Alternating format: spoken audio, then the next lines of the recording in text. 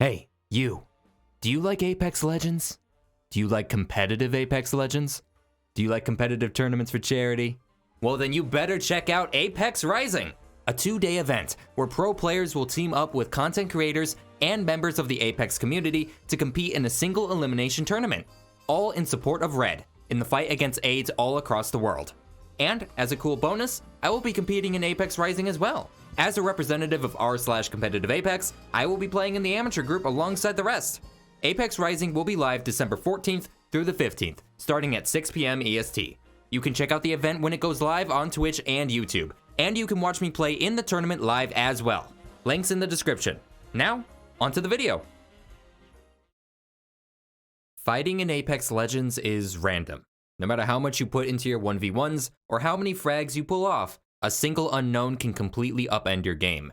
A Kraber in the hands of an enemy, an unexpected Horizon ult dropped on your front door, or even a single accidental peek can ruin a match and bring you back into the waiting lobby. This is especially true for competitive Apex Legends, where a single random move can cost a team far more than -50 LP. And nothing in Apex is more indicative of this randomness than the infamous contest, where two teams land at the same POI and fight for control over the landing spot, placing your bets at the very start of the match on who can perform better the moment they drop onto the map. This style of fighting is rife with RNG that decides who will come out on top. From weapons, ammo, shields, and healing, whether or not a team wins can be entirely up to chance. And yet, these contests can often be some of the most exciting fights to watch in Comp Apex. A pure 3v3 between two teams at the same location each time, seeing who can master the randomness and come out on top to control their POI. Over the years of ALGS, many infamous contests have been played out and watched by thousands across the Apex scene. And every new tournament is a new opportunity to see a matchup we've never seen before. Hi, I'm MooreOver, and I'm here to help break down the world of competitive Apex. Today, we're going to take a deep dive into the purest form of Apex teamfighting, where teams need to bring their best and pray they drop in an R99. Today, let's learn about the art of the contest.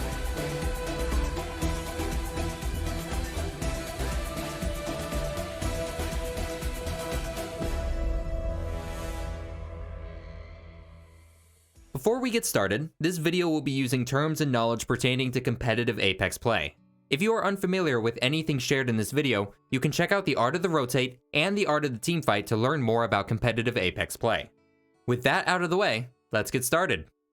A contest in its purest form is when two teams land at the same POI, inevitably having to fight against each other the moment their boots hit the ground.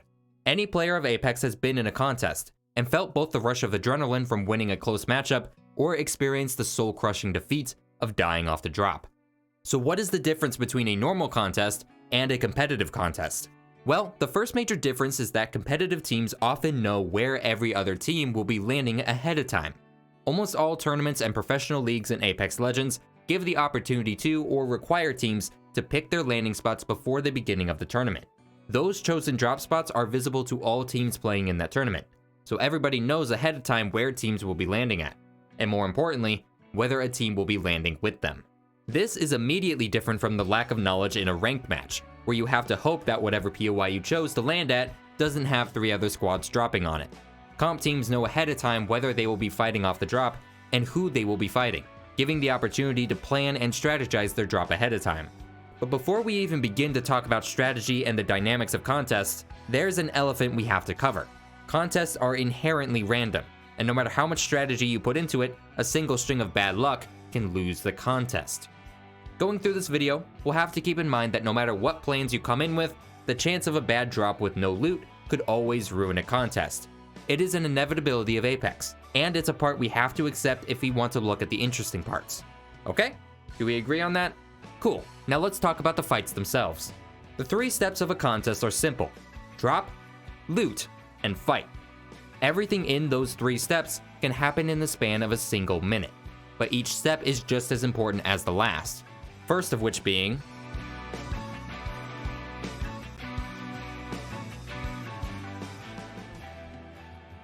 it's where everybody starts, clicking to jump out of the ship and make your landing onto your chosen POI. You wouldn't think that there is much to say here, and there really isn't, but there are some points to talk about. When landing during a contest, the first advantage that teams try to take over each other is who lands first. The first team to hit the ground is the first team able to get loot or take a building, so being able to beat the opponent to the POI is the first way teams will fight in a contest. The tricks to getting the drop on your opponent, pun intended, are pretty straightforward. Learn the angles where you can shoot straight for your POI, as well as learn the jump master tricks like dolphin diving to keep your speed up during a longer drop. These are all very low bar skills to learn, and anybody at any level in Apex can get pretty good at jump master once you understand the basics. But there is an issue with that. If anybody can be a good jump master in a short amount of time, the margin for error in a contest drop is far smaller than anywhere else in Apex. Two pro teams will be neck and neck in nearly every match they are contesting on, and one team can land mere milliseconds before the other. A margin that minuscule means that teams are rarely ever going to get a significant advantage off the drop, but will be punished severely if they make a mistake in their landing. From the very moment a team enters into the game, they have to be ready to perform, because something as small as landing a little late can cost you the win. No squad wants to go second when picking up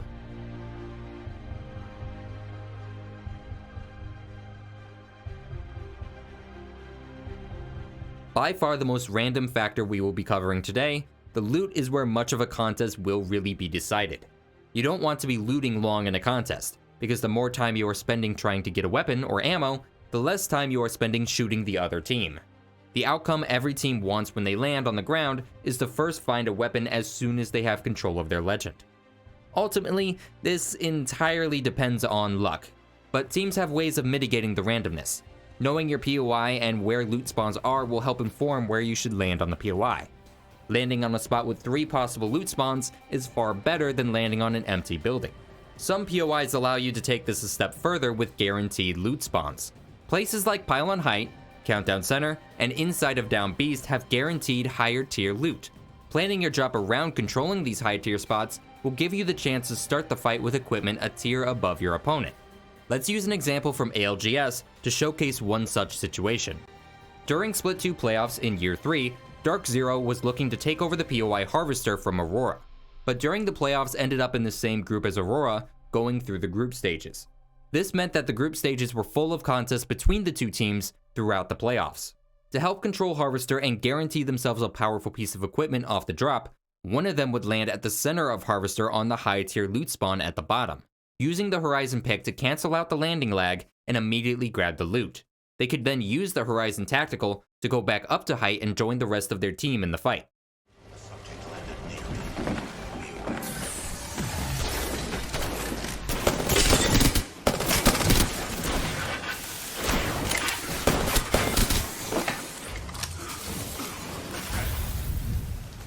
Using strategies tailored to your POI and where it is best to land will help any team looking to consistently start each contest off right.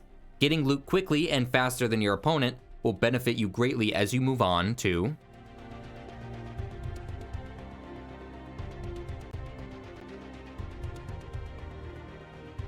The idea of fighting in a contest is also pretty straightforward.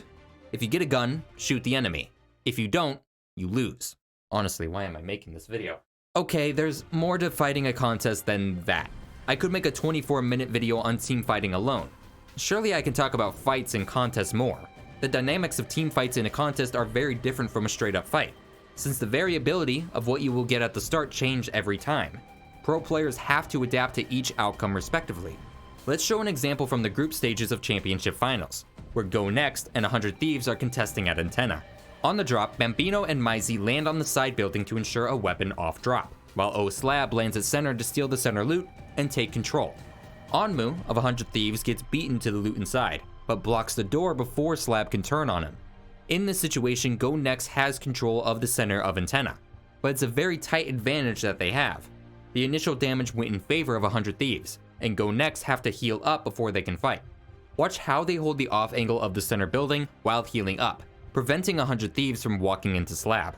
Onmu, who was forced to loot the back, eventually tries to walk up on center, trading damage on Slab and getting hurt badly for it.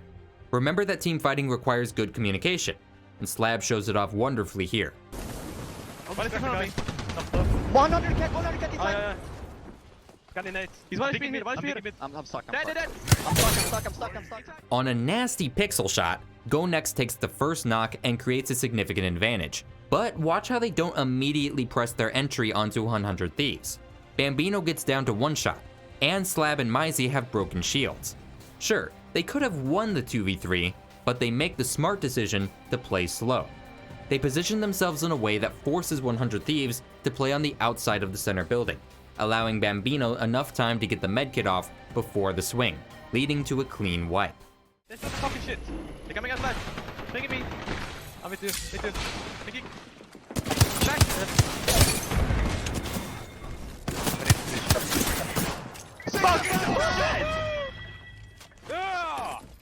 Bye-bye. This fight from GoNext teaches us the two main parts of contests that teams have the most control over: communication and coordination. Rushing into a fight as soon as you have a weapon is a surefire way to find out your opponent just grabbed a purple armor, while not communicating the positions and status of you and your opponent make it more likely that your teammate will be the one walking into a dangerous situation. Controlling the pace of the fight and clearly communicating are key. Contests end in minutes, and failing to control the fight in those few minutes are what decide the victors in the end. And that is the art of the contest. Yeah, that's it. That's everything that happens in any given contest. There's nothing else to talk about, right? Alright, fine, let's talk about it. As much as I try to stay in the game during my discussions of competitive Apex, contests and comp require me to look outside of the individual matches and show you the grander and oftentimes more dramatic side of the scene. You see, contests aren't the same in competitive in more ways than one. Remember that I said that drop spots for tournaments are chosen ahead of time, and all the teams in a tournament know who will be dropping where. That's regular business for a one-off tournament, but what happens if it isn't a single tournament? A Pro League split in ALGS is played by 30 teams per region, and those teams will be facing off against each other again and again and again all throughout the split. When you are consistently going up against the same teams each week, and one of them is contesting you, the risk of that contest becomes much greater. Infamous contests are born in these struggles. ESA versus Sentinels, Optic versus Luminosity, the run of the BR Demons.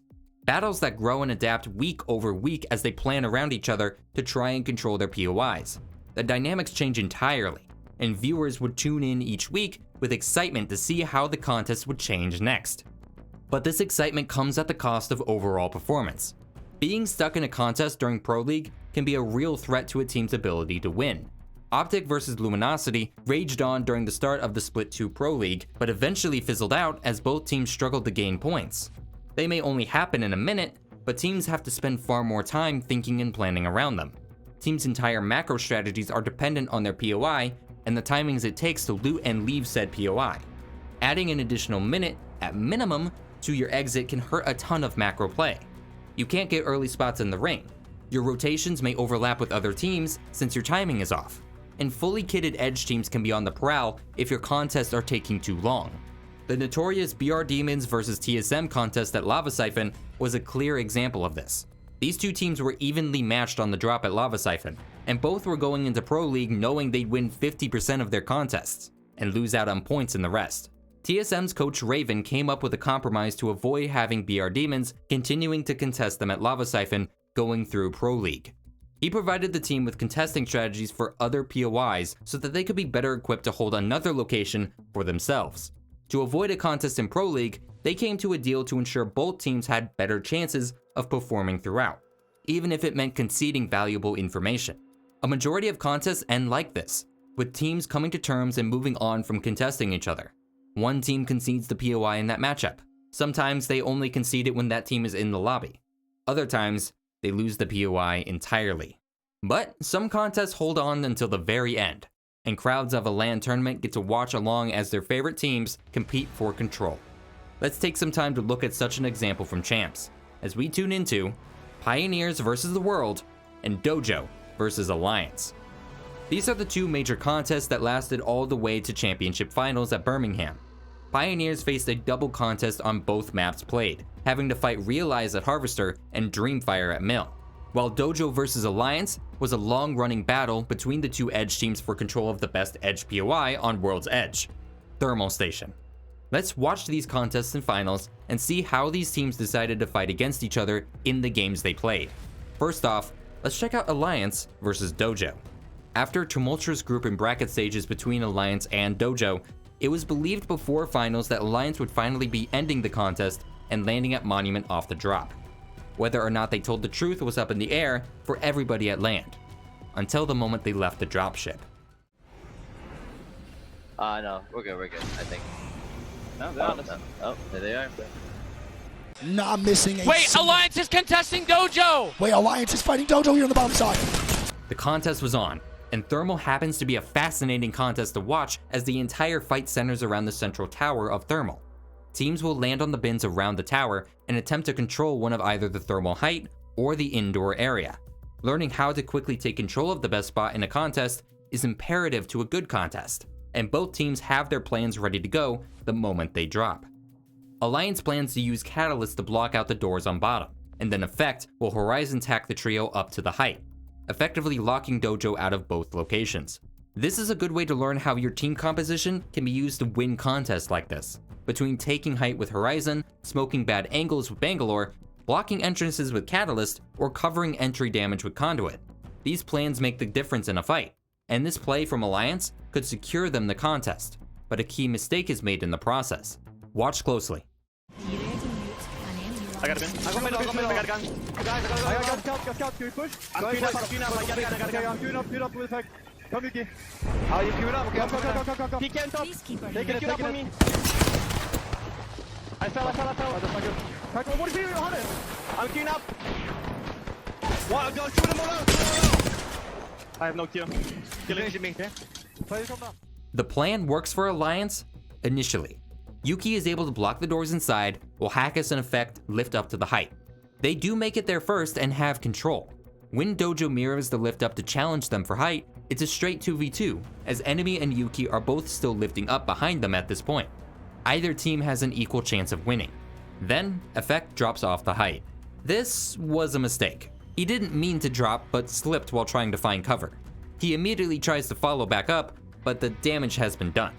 Hackus alone on the height in a 2v1 gets beamed and barely gets away, but Yuki was already lifting up to height when Hackus drops.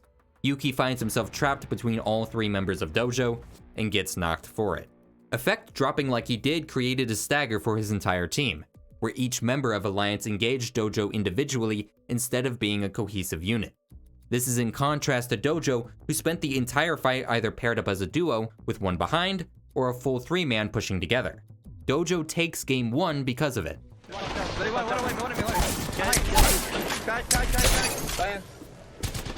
Just him. Shoot him. Let me play for swap. Gotcha. Yep, you can go, you can swap it, on me. I'm gonna queue us, ready? Yep. Okay. Back. Let's go, boys. Let's go! Let's fucking go! The fuck out of my face! Purple armor, blue armor, fucking slam! Game 2 went differently for Alliance, but not in the best of ways.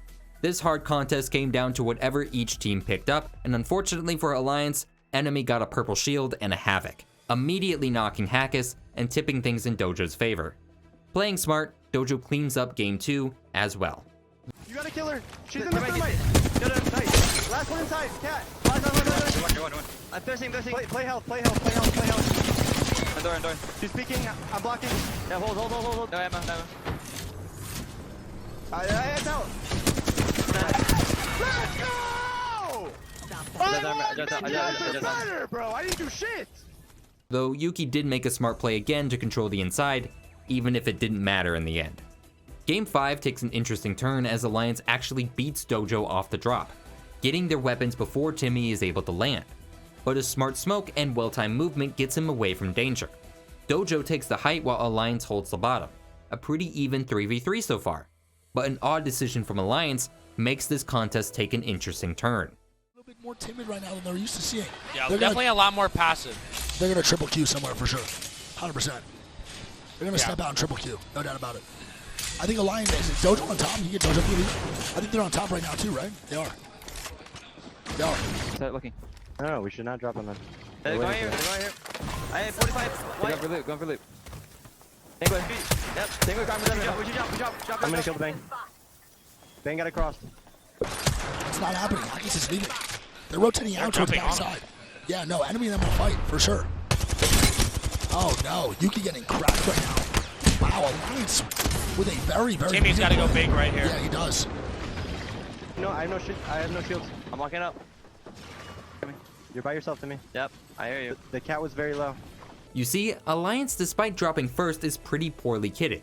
Their weapons aren't quite ready to handle a 3-man drop from Dojo. So in an attempt to get loot and not be trapped underneath them, they move to the platform out front.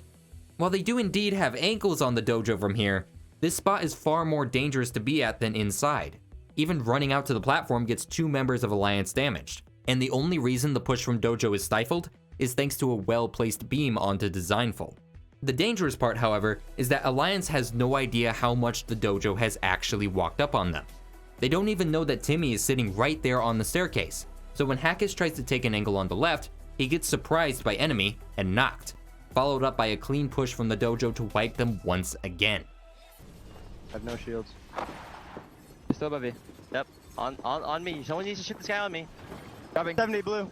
Big blue, 1 70 blue on the horizon. Yep. Another one. Dead. Play towards me. Play towards me. Let's go! Oh no, Hackers with a drop Enemy down. gets a knock. Hackers with a big misplay. Effect goes Wow. And Timmy with a max pump.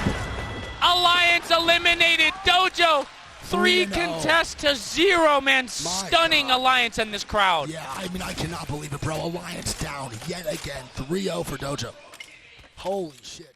While in the moment Alliance may have thought playing outside and trying to collect more supplies would be better, it left them in a far more vulnerable position in the contest, and led to a well-timed Dojo push, finishing them off once again. These series of contests show off how effective Dojo was at keeping the pressure onto Alliance on every drop, even if they had the disadvantage, forcing members of Alliance to crack underneath it.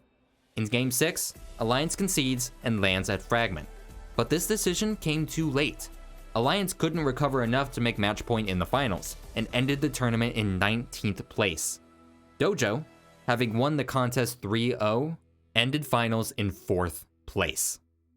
Let's now circle back to Game 1 and see the other side of our contest here in the finals, with Pioneers facing off against 2 different teams on 2 different maps. First off, we're going to be watching Realize versus Pioneers at Harvester. Game 1 was a pretty straightforward Harvester contest. We've seen the hard contest strat here before with Dark Zero, and Pioneers uses it as well, quickly cleaning up a Game 1 victory. Underneath us. Yeah, I got. All 3 on our side, Saint. You got middle, Yeah. Saint. No gun. Queuing up. Only one with us, man. I didn't get a gun. Fine. I got them all. I got them.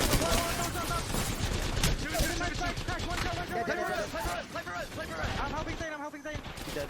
Let's fucking go! Jesus Christ. This is so bad, bro. Shit on, bro. That's so shit. Let's go, baby! Game 2 follows a similar path. Realize has twice now made a critical mistake in allowing Zane to freely take the loot at Center Harvester. But unlike Game 1, this is a far more close game, as Obli expertly uses the doorway to dispatch Nask and surprise Sir Del when KCP pushes. A straight 1v1 versus Zane, and Obli plays out next. 간다. 쭉 간다. 아 여기 살리는 중. 쭉 되는 중. 살린다. 쭉 살린다. 안에 카타키 있어요. 아 풀었어. 풀었다. 나 오케이 중. 얘들 확킬. 다시 일로 갔어. 여기 손댔다. 근데 있다. 찾다. 여기 녹디. 밑에 얘기할게. 여기 녹디. 간다. 켜. 패스. 다시 빠졌어. 뒤로 빠졌어. 아래 뼈 먹어도 돼요. 경사. 아래 뼈 먹어도 돼요. 먹어. 앞에 한명 맞죠. 왔다. 온다. 앞에. 나도 없다. 46이다. 아 까비. 앞이다.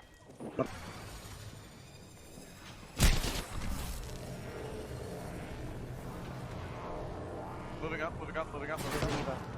Nice. On your feet, darling. Let's Plenty of fucking fight. go, baby. Energy, what's energy? Bruh. Just a wee scratch, dear. That would be the closest game to happen between Realize and KCP, as Realize leaves for Geyser in games 5 and 6. Pioneers secure themselves Harvester after 2 wins. An extremely small difference in drops completely changed how Pioneers were able to fight Realize, and Realize failed to realize this until they had already lost 2 matches. Look, I'm sorry for that pun too. Moving on, we still have one more contest to showcase, a battle with far more on the line than what we had shown before. The fight between Pioneers and Dreamfire. Dreamfire versus Pioneers starts at Game 3, and the finals were already well underway at this point, with some clear frontrunners in the race to match point. Most notably, Dreamfire was currently the closest to match point at 43 points. As the map swaps to Storm Point, all eyes are on Dreamfire, and more importantly, their contest at Mill versus KCP. The weight of the entire finals is on KCP to knock the wind out of Dreamfire's sails. And how did it go? Let's find out. I get Stay bomb here. left. Stay in here. Oh, you want me on that one? Stay in here. Okay.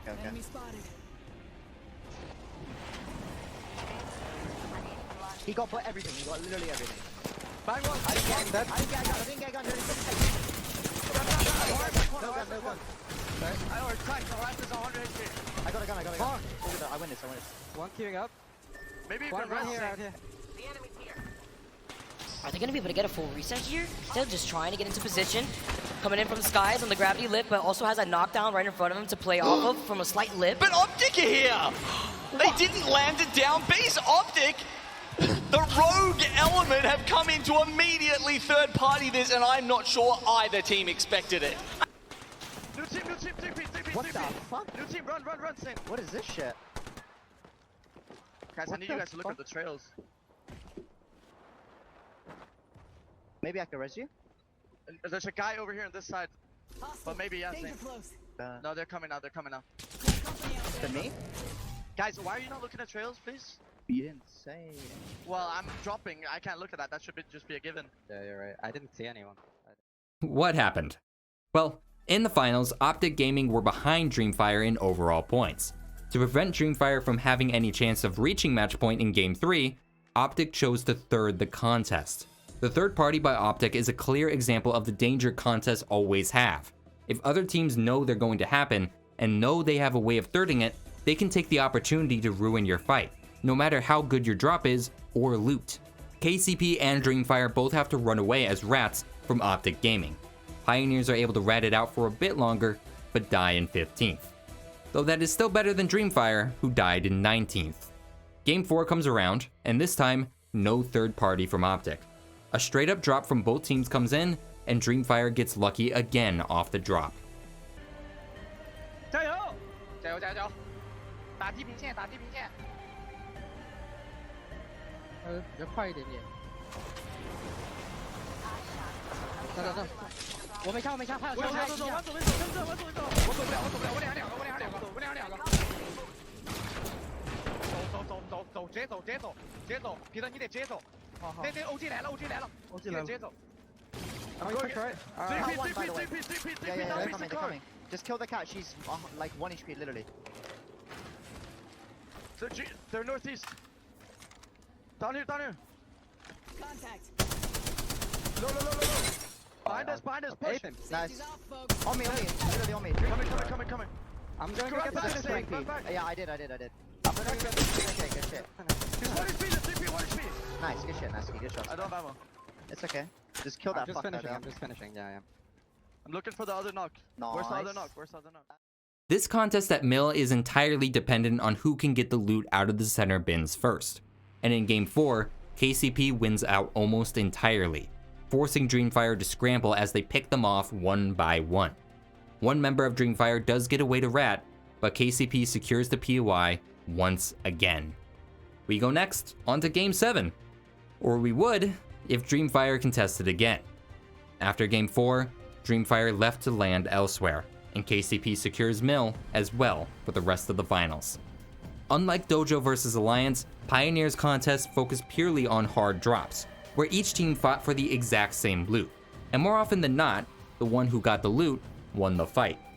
However, that shouldn't undersell just how much of an achievement it was for Pioneers to win out on both contests in a finals lobby. controlling both of their POIs in the end and never being contested again.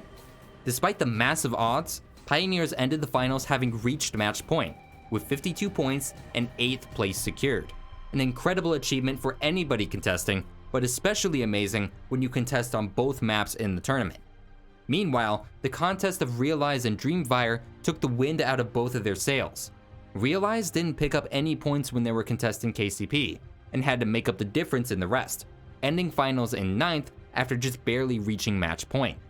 Whereas Dreamfire lost out entirely after losing to the Optic 3rd and lost to KCP. After getting the 7 points needed for match point in Game 5, Dreamfire would never reach the top 5 again, ending finals in 7th place. These 5 teams we have showcased today show both the ways teams can overcome the overwhelming odds of a contest, and also how a contest can crush the chances of any team put into one. Now, these contests will forever be remembered for the stories they had to tell, as well as lessons for those of us after to learn from. For every contest is an evolution of the next, and we'll just have to wait and see what legendary battle will succeed them. Let's go! Let's go! Let's fucking go! The fuck out of my face! Let's fucking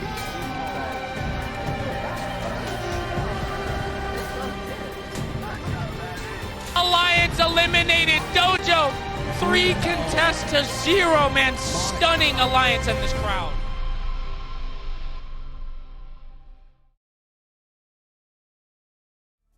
Thank you for watching. The art of the contest was somehow even harder to talk about than any other video I have made so far. Thankfully, we're here now, and I hope you enjoyed it. I'd like to take a moment to thank my supporters for their continued contribution to my work here on YouTube. Persuk, Astral Snow, The Big Mufa, and Kalu. Their support is what helps make videos like this possible. If you like what I do and want to see more videos like it, you can support me here on YouTube and be recognized at the end of these videos as well. If you have any suggestions on what I should cover next in Comp Apex, let me know in the comments. Otherwise, this has been MooreOver. Have a lovely day.